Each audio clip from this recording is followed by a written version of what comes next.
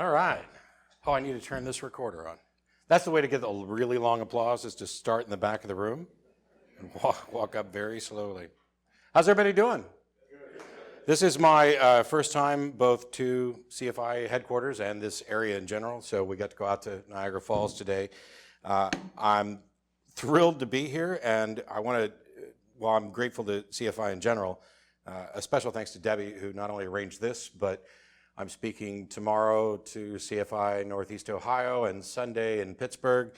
And today's Friday the 13th, so I'm glad everybody showed up for that y'all weren't scared off by a date on a calendar.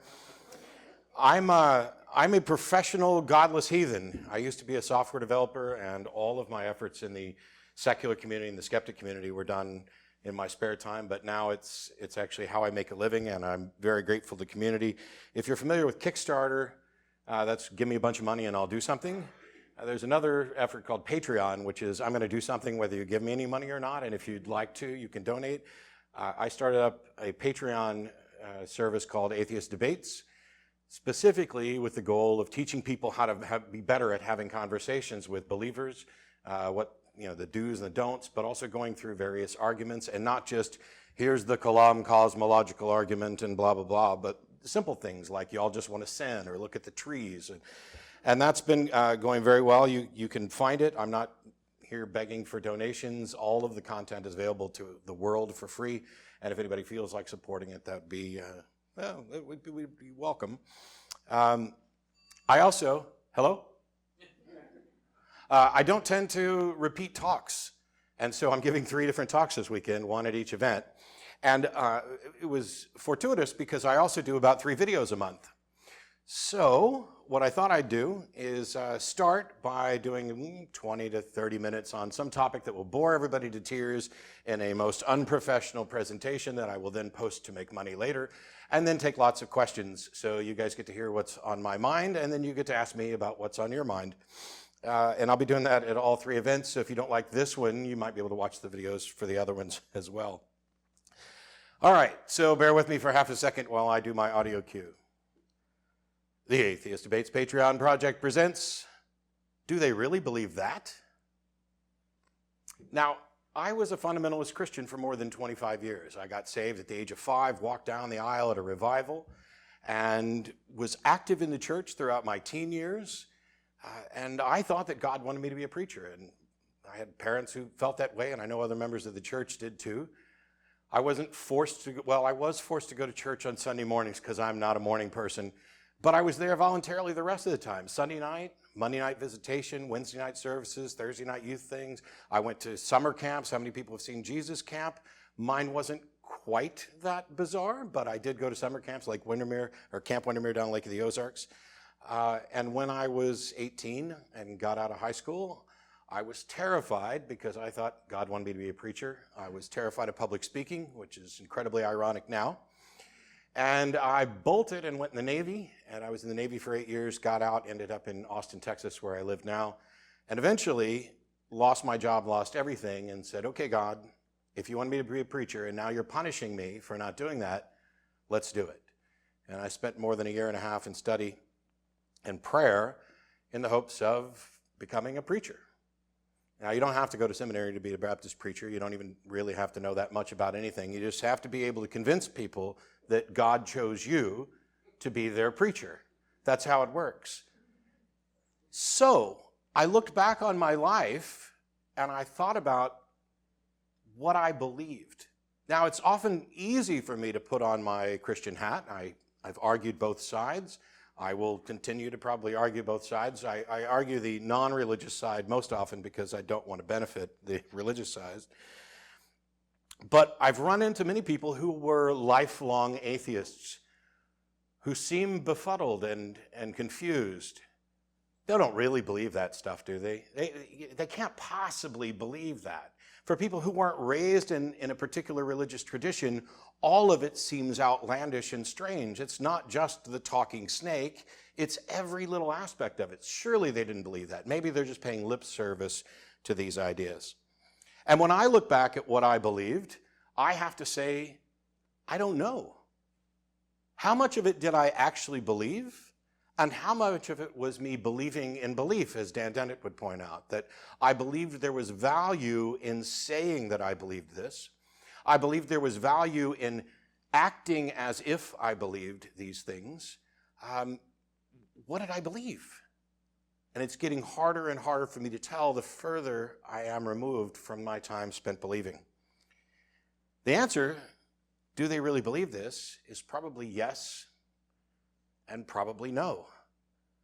And none of us, despite what some of us may do on stage from time to time, can actually read minds as far as we can tell.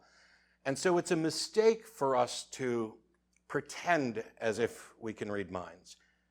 To say, oh, you don't really believe that. No, there's no way. You can't possibly believe that.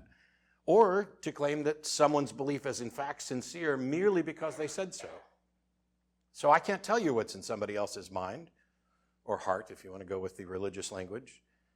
All I can do is take a look at what I believed and what people claim to believe. It's important to remember that Christianity and every other religion isn't just one thing. The Bible's not just one book. It's 66 or more books, if you're Catholic, that are collected together. And there's not just one idea within any of these religions. It's a collection, which means that there are probably, almost certainly, people who believe some things and not other things within any religion. I said before that if you want to find out what's wrong with the First Baptist Church, you can ask the Second Baptist Church. And if you want to find out what's wrong with Christianity, you ask the Jews. And if you want to find out what's wrong with Judaism, you can ask a Muslim, etc. Atheists haven't had to do any work. We just point around and say, yep, you're all right, that they're all wrong, that they don't have good reasons for these things. Assuming that people believe something is a mistake. And it's especially a mistake if you're going to enter a conversation with somebody and what you assume about their beliefs is wrong. One of the biggest mistakes you can make is saddling a Protestant with Catholic beliefs. You were raised primarily around Catholics, and so this idea of an actual transubstantiation where the cracker literally, in reality turns into the body of Christ, only Catholics believe that in that sense. And so if you go to a Protestant and watch them, having their version of a Eucharist ceremony and you think, look at them, like cannibals.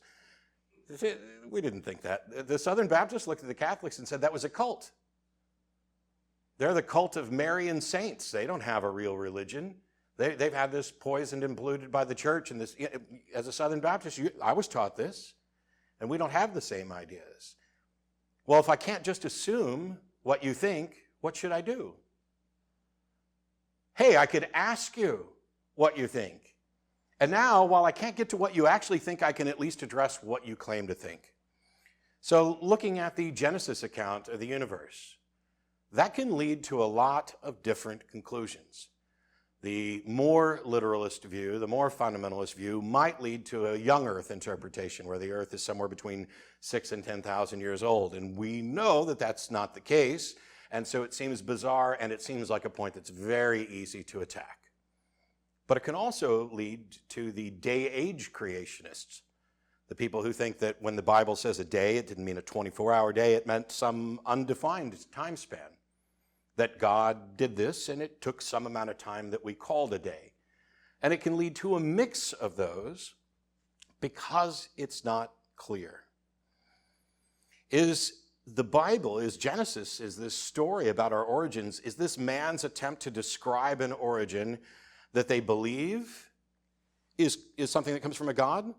Is it inspired by a God? Is it actually written by a God, as I heard one preacher say recently? That, no, the King James Bible, actually written by God.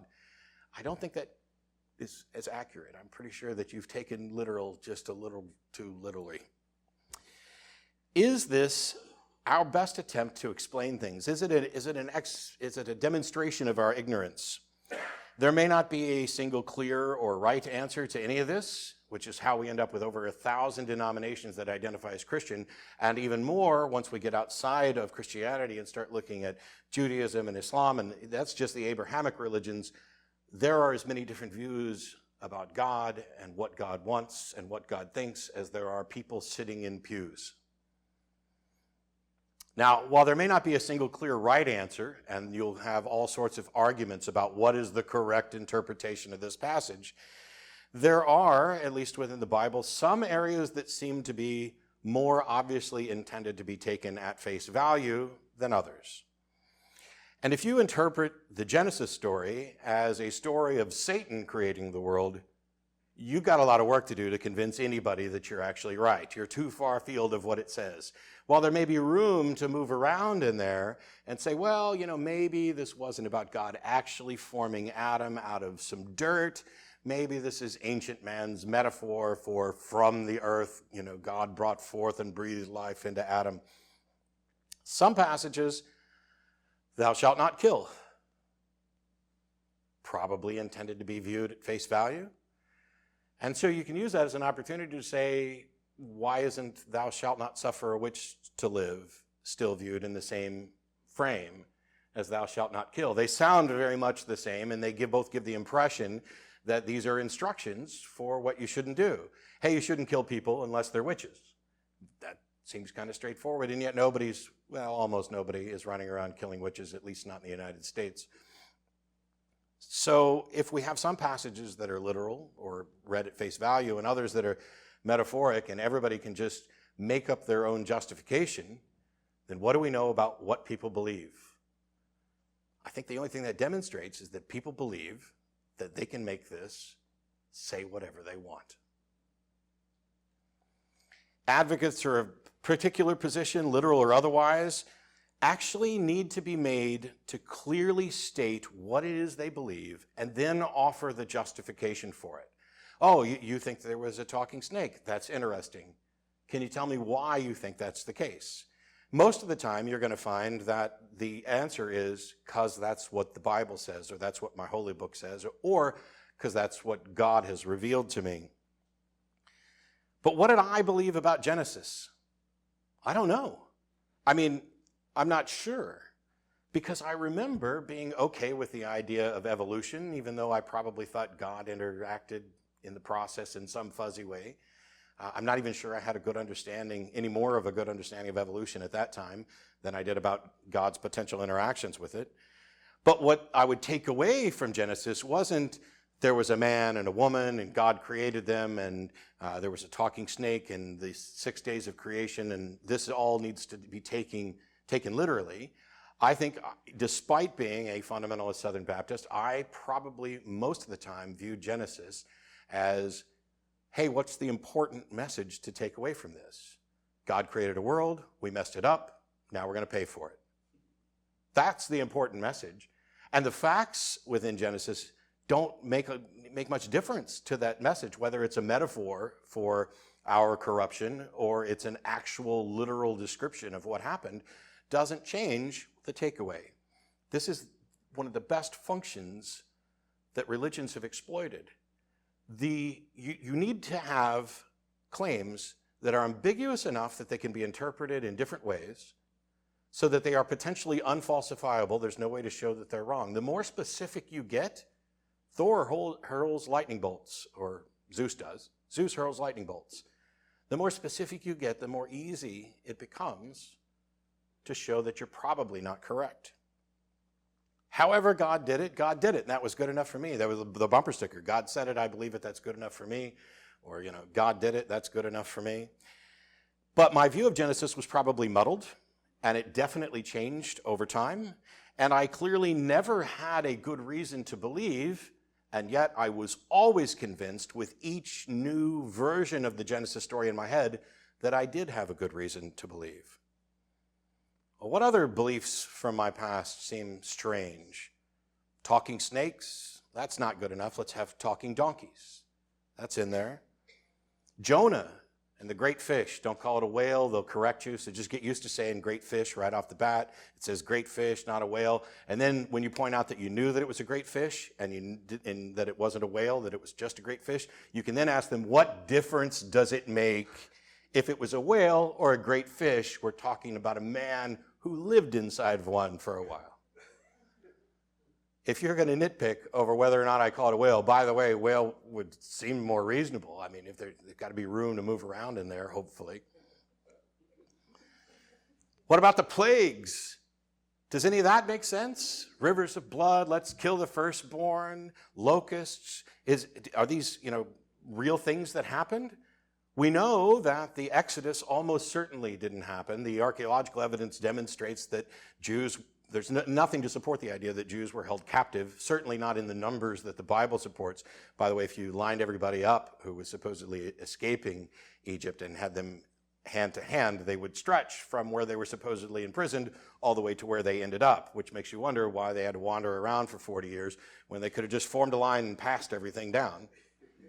Instead of walking many abreast, did a sea actually part and they walked on dry land? Do you believe that? I don't know.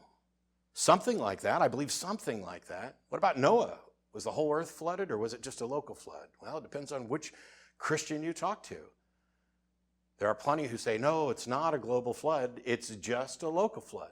Well, if that's the case, please explain the rest of your theology, because your book's purpose for the flood was to purge the entire world of the sinful and save this family of 8 to be God's new representatives. A drunk who cursed one of his sons to be the offspring of his sons to be slaves of his other sons. A drunk guy was the best person God could find to build a boat, put all the animals on it, and save humanity. The world must have been pretty crappy. I mean, I don't want to fault Noah for his substance addiction, but I mean, by and large, if that's the absolute best you can do, and he supposedly successfully built this boat, it all makes sense. Well, the Bible doesn't say it was kinds. It was kinds of animals. So maybe there was like one canine kind that, spawned all of the dogs since then? So what you believe is you say evolution's wrong, but you're okay with really, really fast evolution. Like we only needed a handful of animals on the boat. Well, if God can do the other stuff, then he can magic the animals. And that's the key. Once you begin with the idea that there is a God who can do anything, it's laughably easy to then accept that there's a talking snake, that we've got a bunch of animals on a boat, that we flooded the entire earth, even though that doesn't seem possible. That a few generations after this global flood, there's a whole bunch of people who are building a tower. You have a civilization that has managed to go from 8 people to enough people to build a city who feel the need to build a tower so that they're never parted. And they focus all their energy on that. By the way, I've spoken before about how that's a great story of how God hates humanists. Because if you actually read what the text says, it doesn't say that they were being punished for their vanity or their attempt to build a tower to heaven. It said, hey, let's build this tower so that we can communicate and so that we can be one community. And God basically looked down and said, no, we can't have that. If we allow you to be one community, there is nothing you won't be able to achieve. So let's mess up your languages and send you scattering to the winds. God hates cooperation, which is pretty telling, because that sounds like a really good idea to me. Hey, let's get together as one community. Let's unite. There's nothing we can't accomplish. And God says, yep, you're right. There's nothing you can't accomplish. So let's put an end to that. Did I believe that God came down and wrestled people? I don't know. Did I think that you could change the genetic structure of sheep depending on what sticks they were looking at when they were mating, or what you happened to brush them with, so that you could end up with striped sheep?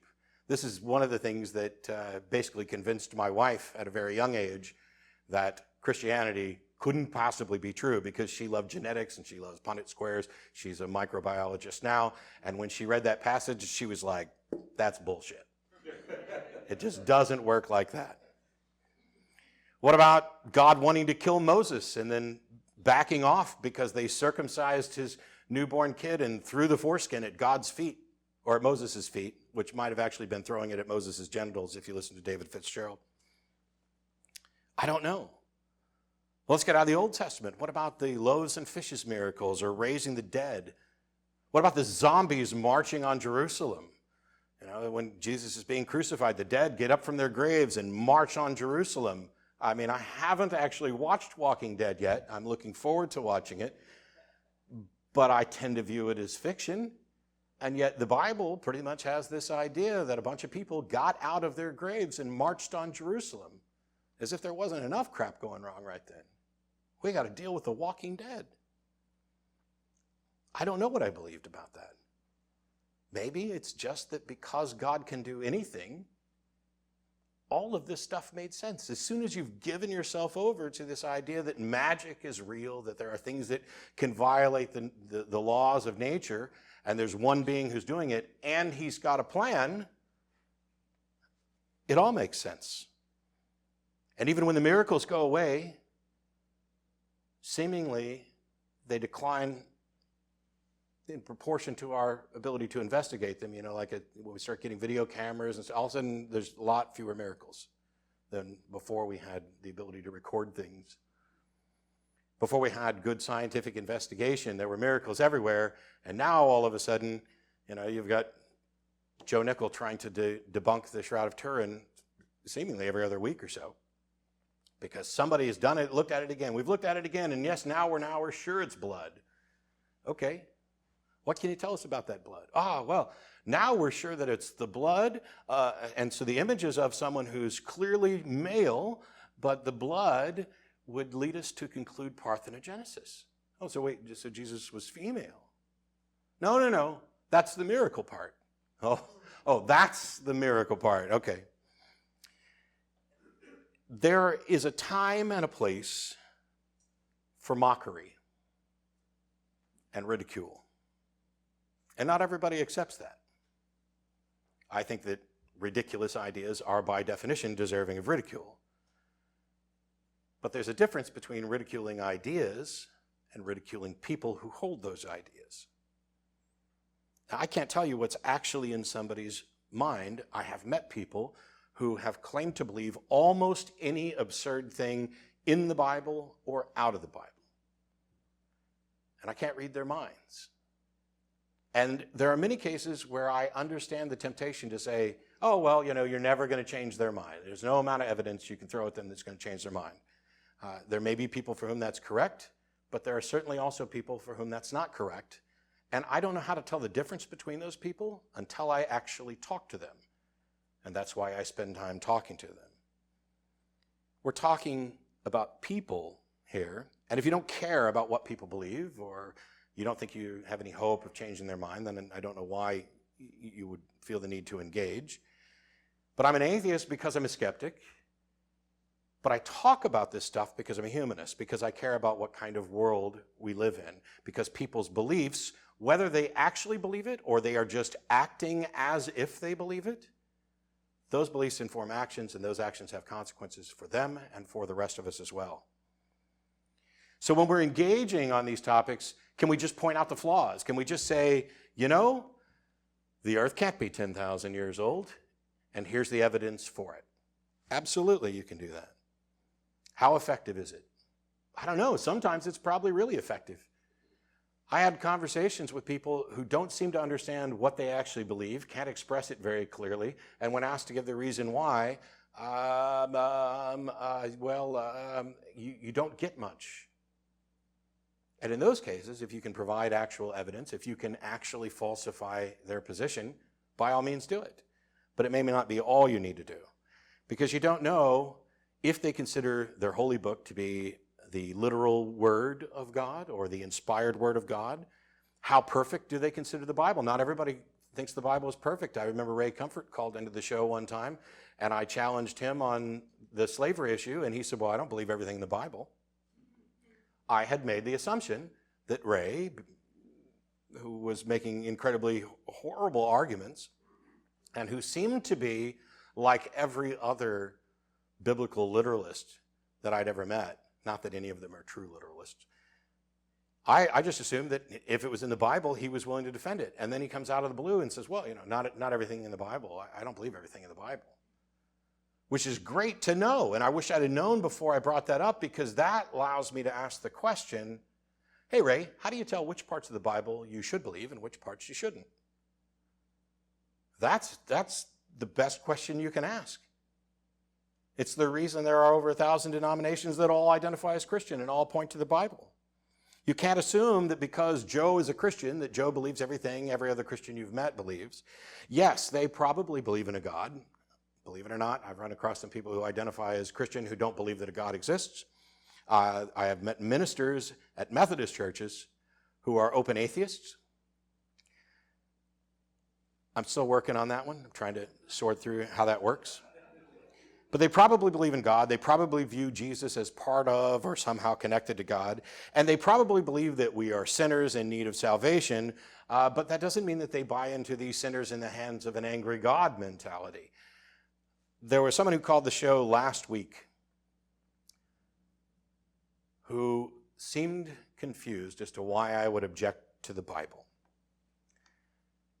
And it came out very quickly that he hadn't actually read the Bible.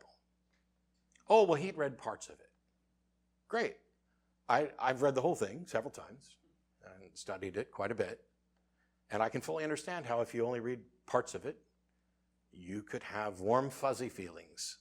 I don't understand what your real justification is for believing other than this feels good or people around me believe. And so we started going through. We talked about, well, if you think the Bible is a good moral book, why does it support slavery? The Bible doesn't support it. Yes, it does. Exodus 21, you should go read it. And he added that to his homework list of things to go read. We talked about how the Bible forces a rapist to marry his rape victim and pay the shekels, and that he can't ever divorce her. And he was dumbfounded that this was in the Bible. And I asked him, I'm like, how can you possibly be advocating for the Bible as a good book when you haven't read it? Well, it's not just one book, it's 66 books. Yeah, it is. Please point to the ones that you think are good, and if I agree with you that the content is good, then we're in agreement. Keep the good wherever you find it. There are good things in the Bible. There are good things in almost any book. I don't know for sure, but I would imagine there's probably a sentence in Mein Kampf I agree with. Maybe. What Christianity is today is not what it was 50 years ago or 100 years ago or 500 years ago. It's not what it was 2,000 years ago. And it's more wide-ranging in the collection of beliefs that you're going to find with anybody you interact with. There are people out there who believe almost anything, it seems. And everybody in this room is one of those people. I don't mean that we are all extremely gullible so that everything that we could potentially believe everything that we hear. It's just that there's none of us who are perfectly rational. We're all going to have some belief that we got wrong, that we hold for bad reasons. And recognizing that we do this and that, hey, this belief might not be as bad as this other belief, it's a good thing, but it's also deceptive. Because when you say, oh, the thing that I believe that might be wrong doesn't really hurt anybody, there's still a thought process in your brain that led you to that conclusion, and you have no good reason to think that that thought process wouldn't be used to assess other claims, to lead you to other false beliefs. Using critical thinking, applying the tools of critical thinking and using skepticism to evaluate claims, it's a tool set and it's a full-time job. When I gave up my beliefs, when I couldn't continue to point to the Bible as the source for why I believe things, I had to go through and evaluate it and say, okay, what do I believe now and why? That's a lot of work. It's much easier just to take what somebody says to you and keep going. And the weird thing is, most of the Christians that you run across, and perhaps believers in other religions as well, but I'll talk about Christianity as it's what I'm most familiar with and what's prevalent here. We're talking about what's in the Bible. Most of them don't know very much about what they believe. They don't know very much about their holy book. They don't know very much about the origins of their religion. They know what they've been taught. They know what felt right to them. They know what worked in the church that they were in. And they have some vague, warm, fuzzy feeling about it. Most of them haven't actually read the book, at least not all of it, because as soon as everybody gets to the begats, it's begover. Why would I need to keep reading after that? Why is that even included in there? That's just bizarre. If my religion is telling me that this is a book that's supposed to be used as a manuscript, a guide to help you with your everyday life, why do I care who sired who? That's just bizarre. But I actually met somebody who claimed they had all of them memorized, like they have every verse memorized. And I said, even the begats? And yes, even the begats. Cool. When they Bible trivia games, you're the guy I want on my team.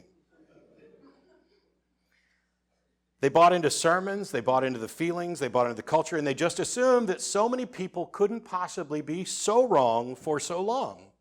And yet we know that that is in fact false. They can have been wrong for that long. They've accepted what the priest, the preacher, or the pastor has said. And almost no Christian church is actually about the Bible. Most Christian churches aren't even about Jesus. The core of Christian churches now primarily comes from what Paul had to say, and then we take the bits and pieces from Jesus that are convenient to the broader message that Paul expounded upon. Churches today that identify even as Bible churches aren't so much about the actual Bible as interpreting the Bible.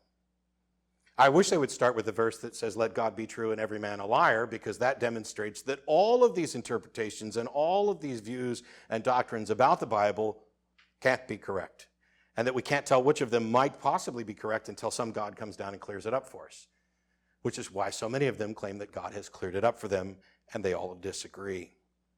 They'll tell common stories and they'll talk about a need for salvation in their church, but much of the time is spent trying to convince people that this ancient collection of books is somehow relevant to their everyday life. Because without that, it becomes what it actually is: mythology. As soon as it loses that communal connection, as soon as it loses that relevance, that this passage tells me something significant about who I am that I can put to use today, that's when it is relegated to the pile of mythology that we have. So how do we reach people? That may not be everybody's goal, by the way. Have whatever goal you want. If you want to argue with people because you want to show how much more you know about their religion than they do, okay, I don't know that you're doing that much good, but you can have fun doing that. I do what I do because I care about what kind of world we live in. It's derived from my humanism, as I mentioned.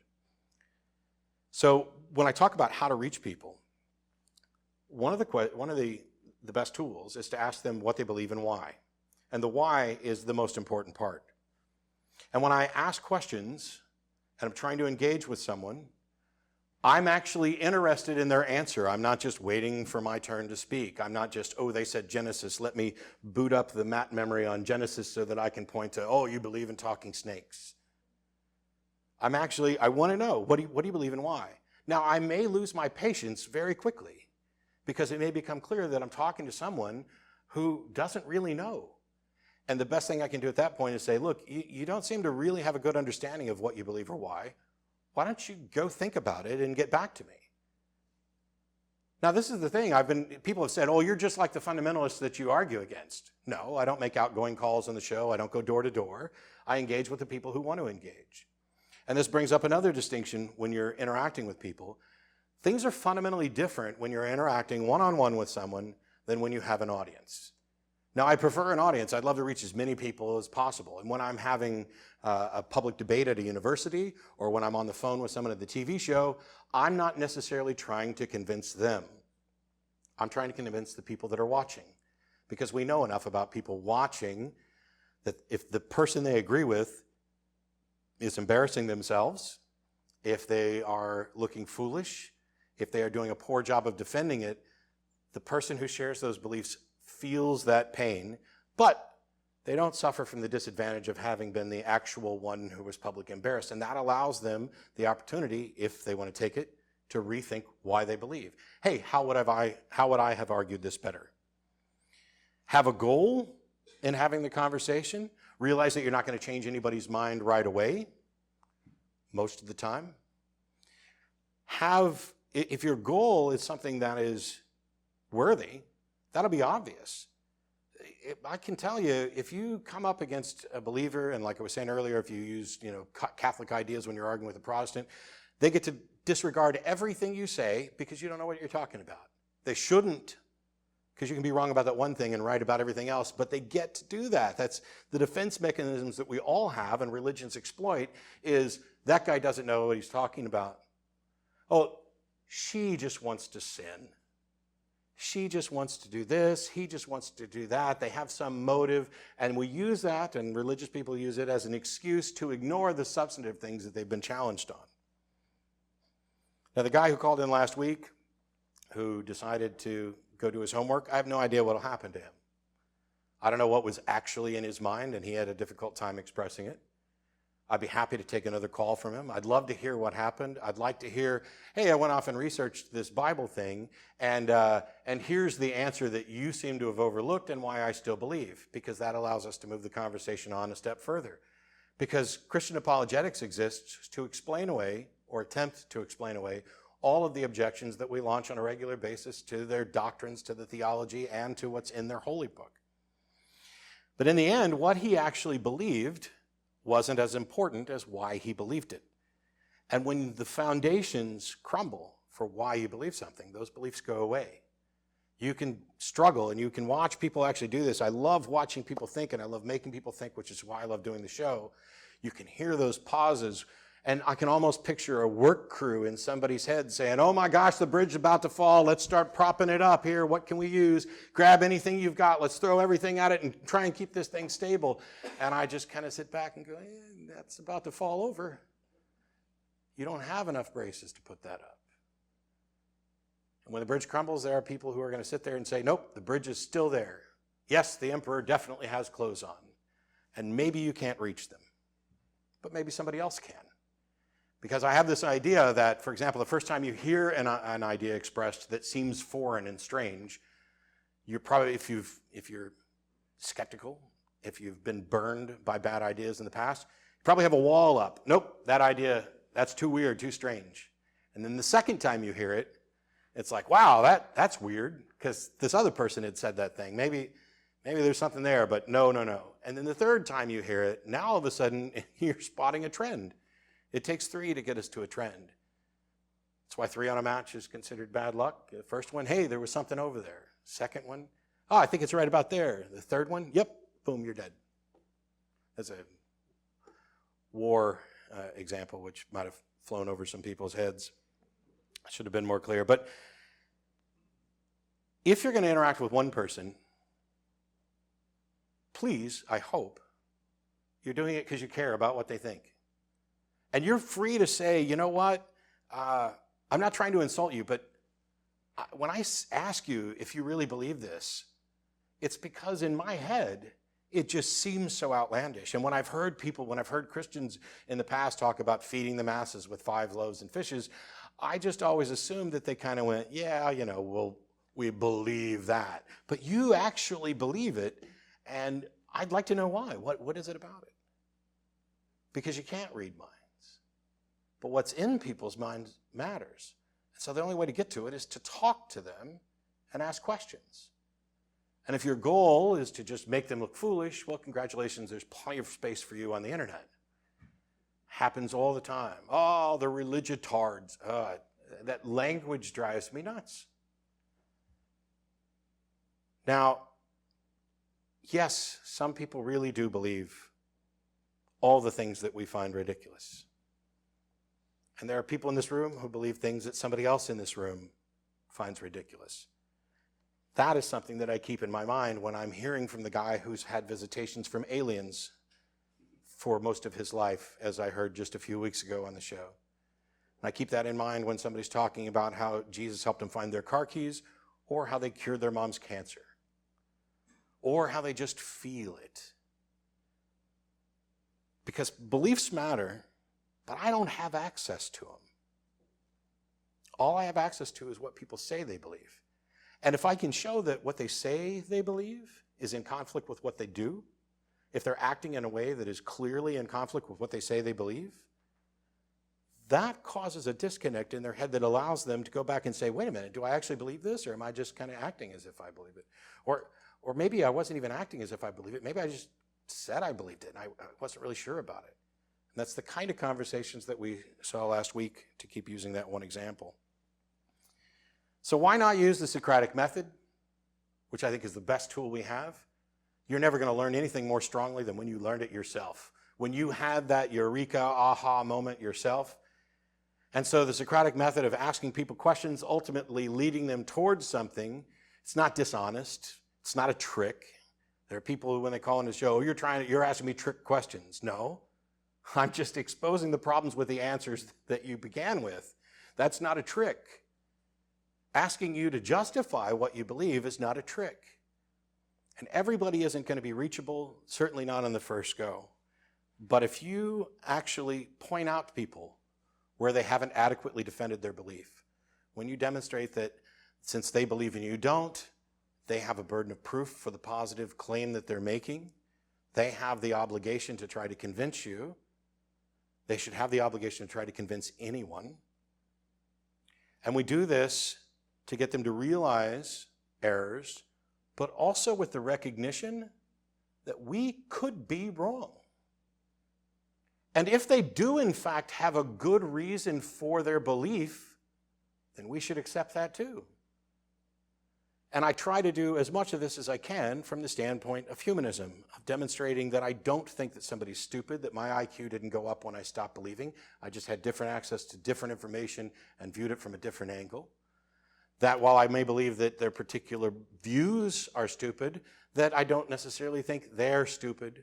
I'm not trying to attack their character. It's difficult to do because these things go to the core of people's identity. Just merely my existence, the fact that there's someone out there who does not believe in Jesus will freak some people out. And there's no reason that it should, because the Bible explicitly tells them that they're supposed to be out there talking to the people who don't believe. And yet they're freaked out by the fact that I exist, probably more freaked out by the fact that I won't shut up about it.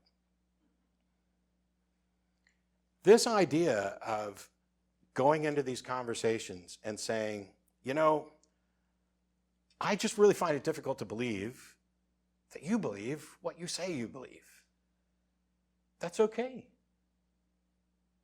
That's not, oh my gosh, you're so stupid. That's wrong. The earth is not 10,000 years old. Here's a bunch of scientific information. There are people that can be reached by that in the same way that there are people who give up their belief in Santa Claus because they went out and explored on their own, and there are others who were ridiculed on the bus on the way to school. Oh, you still believe that? Multiple methods can work. But when I talk to people, both former believers, but in many cases, lifelong atheists, they just don't seem to be able to grasp the concept that people actually believe this stuff. Come on, Matt. Yeah, you were a believer, but you didn't really believe. Yeah, a lot of it, I pretty much did. I was betting my life on it, even though I was making a bad bet, even though I didn't have good reason. I would have told you I had good reasons. I would have probably argued with you and debated with you. Oh, but you didn't really believe like a talking snake. I mean, you have snakes. They don't talk. Yes, but I don't have a talking snake. I don't have a snake that may have been taken over by the spirit of a supernatural being. Well, why do you think that's real? Because God can do anything. And that's the key. Whether they believe it, whether I believed it, whether we just believed in believing it, there was a foundational belief that there was a guy, and it's almost always a guy, who exists outside of space and time, who has a plan and can do anything, and as soon as you accept that, everything is possible. Talking snakes are nothing. So don't focus as much on the belief, even though they're important. Focus more on the why. And do it by focusing on the person that you're talking to. And from my experience, and others may differ, that's probably the most effective way of getting people to realize that their story, that their feelings, are not at all different from all the members of the clergy project who have lost their religious views, all the members of the secular community who were once religious, which is most people, and that maybe it's okay for them to give up those beliefs as well. Getting the permission and being forced to defend your position might be all it takes to creating a world full of secular people who reject unfounded religious dogma. Thanks.